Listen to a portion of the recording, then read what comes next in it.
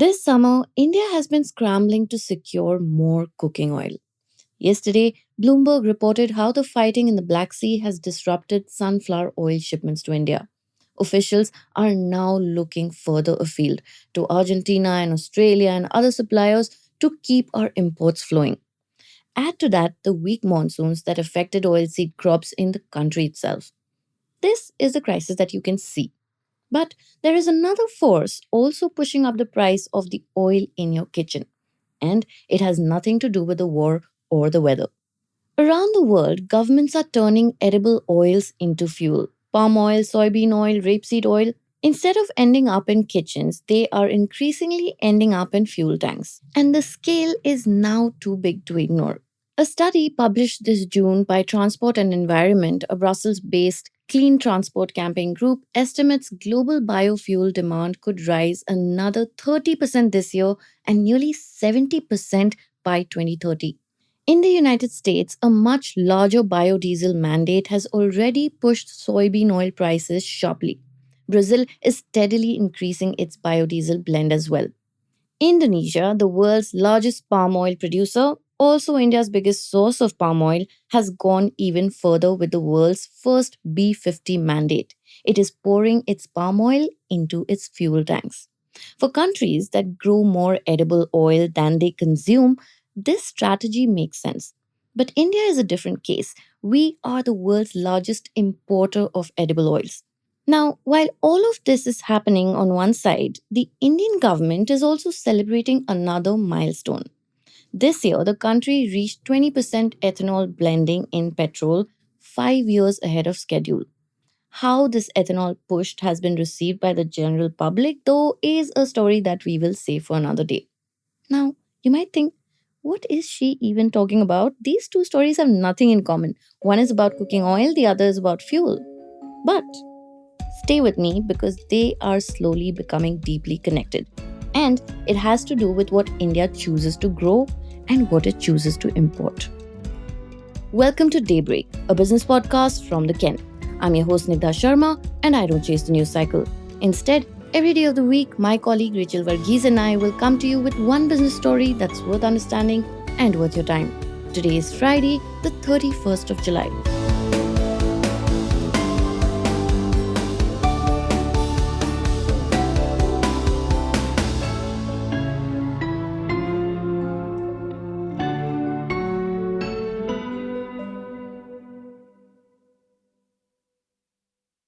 The obvious solution to India's edible oil dependency problem seems pretty simple: grow more at home.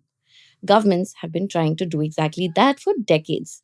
Yet, today, India still imports nearly 60% of the edible oil that it consumes.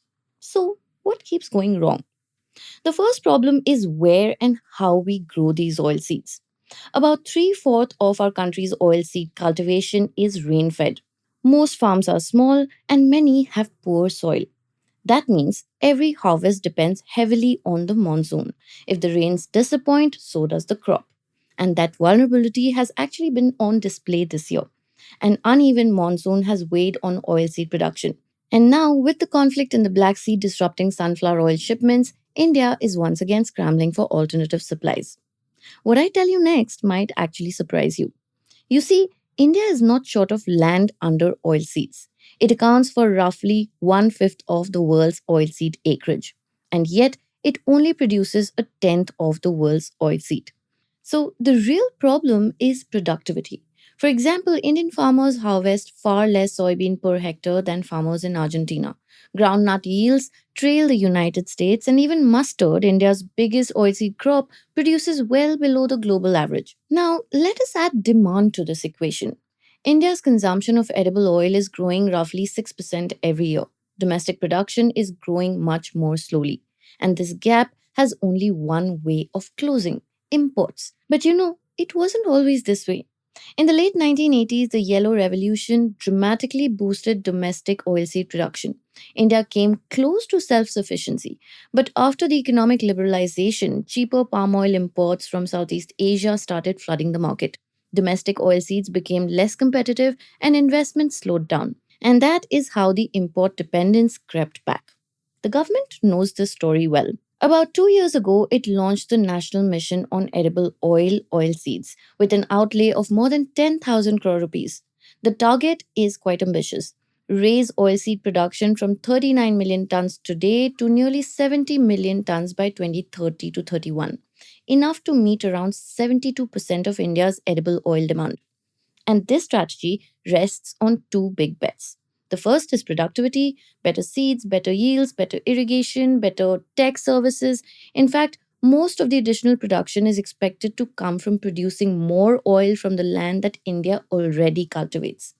The second is also expanding cultivation. The mission aims to bring another 40 lakh hectares under oilseeds through intercropping, crop diversification, and cultivation on fallow land. Now, on paper, these two goals complement each other. But in practice, the second one is far more complicated because farmers cannot choose crops based on government missions, they choose them based on returns. And today, another national mission is also asking Indian agriculture for more land, more investment, and more attention. India's biofuel program. And this is where the edible oil story stops being just about cooking oil and becomes a story about competing national priorities. Stay tuned.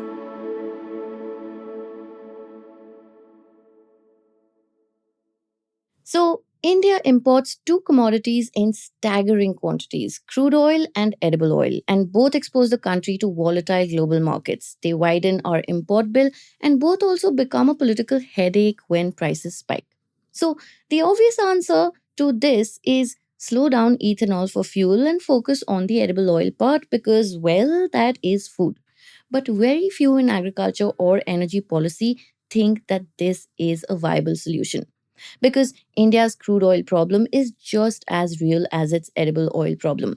The country still imports close to 90% of its crude oil, and we all saw how exposed we were after the wars in the Middle East and to the sanctions in Russia. So, reducing this dependence is a strategic necessity. The government is using ethanol blending exactly for this reason. Ethanol production has risen from 38 crore liters in 2014 to more than 900 crore liters by 2025. But here is the harder question. Can India pursue energy security without making food security harder? And this is where the debate becomes more complicated than just fuel versus food. You see, first generation ethanol, the kind that India mostly produces today, relies heavily on food crops such as sugarcane and increasingly maize. And that shift is beginning to reshape agricultural economics in the country.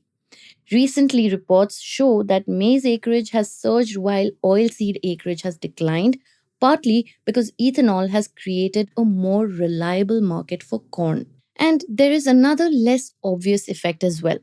Ethanol production creates a byproduct called DDGS, which is a protein rich animal feed. As DDGS floods the feed market, demand for traditional oilseed meals falls, and this causes oilseed prices to fall further and makes crops like soybean and groundnut less attractive for farmers to grow. In other words, ethanol is changing the economics of what farmers choose to grow. And this is why simply asking farmers to grow more oilseeds is not enough. The government's national mission on edible oils rightly talks about expanding acreage. But acreage alone will not solve the problem. Like I told you earlier, India already has one fifth of the world's land under oilseeds. The bigger challenge is that productivity remains well below global benchmarks. Now, there is another way to reduce this collusion: move biofuels away from food crops altogether. India has already started down that road through second generation or 2G ethanol, which is made from crop residues such as rice straw, bagasse, and other agricultural waste rather than maize or sugarcane. The country's first commercial scale 2G ethanol refinery at Panipat has already begun operations. And more such projects have been approved by the government. But progress has been much slower than the first generation ethanol program, largely because the technology is way more expensive and the supply chain for collecting agricultural waste is still developing. And this may ultimately be the direction that India has to accelerate towards. Because the real choice is not between food security or energy security, it is actually between using tomorrow's farmland to grow more food or using tomorrow's technology to make more fuel without competing for that farmland in the first place.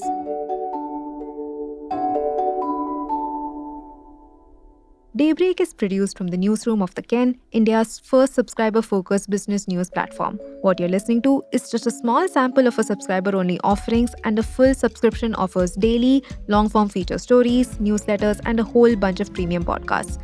To subscribe, head to theken.com and click on the red subscribe button on the top of the website. Today's episode was hosted and produced by my colleagues Snigdha Sharma and edited by Rajiv CN.